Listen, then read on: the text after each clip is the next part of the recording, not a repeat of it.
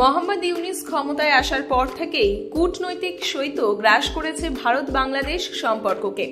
এই মতাবস্থায় হাজারো আশঙ্কা মাথায় নিয়েই সোমবার 5 দিনের ভারত সফরে এলো ইন্দো বাংলাদেশ জয়েন্ট রিভার কমিশনের বাংলাদেশি প্রতিনিধি দল।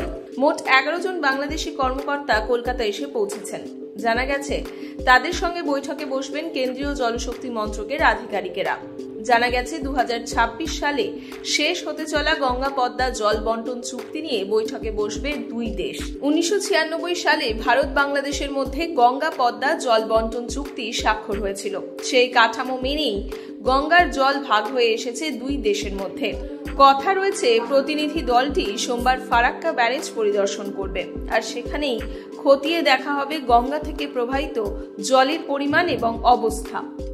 এছাড়া চলতি মাসের 7 তারিখ কলকাতার একটি বিলাসবহুল হোটেলে আমন্ত্রণ জানানো হয়েছে আর্থিকভাবে ধুঁকতে থাকা বাংলাদেশের প্রতিনিধিদের। সূত্রের খবর, তিস্তা এবং অন্যান্য নদীগুলির বিষয়েও কথা বলতে চলেছে দুই পক্ষ। বলে রাখা ভালো, প্রায় সমস্ত ক্ষেত্রেই ভারতের কাছে নির্ভরশীল বাংলাদেশ, আর সেই দেশের শিল্প বাণিজ্য তো বটেই, সঙ্গে কৃষিও নির্ভর করে আন্তঃসীমান্ত নদীগুলির জলের ওপর।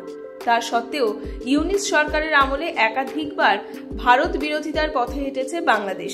এহেন অবস্থায় তিস্তা তো বটেই, গঙ্গা পদ্মা জল বন্টন চুক্তির ভবিষ্যৎ ঠিক কি হতে চলেছে তার দিকে নজর থাকবে আন্তর্জাতিক মহলে। Bureau report, cloud TV.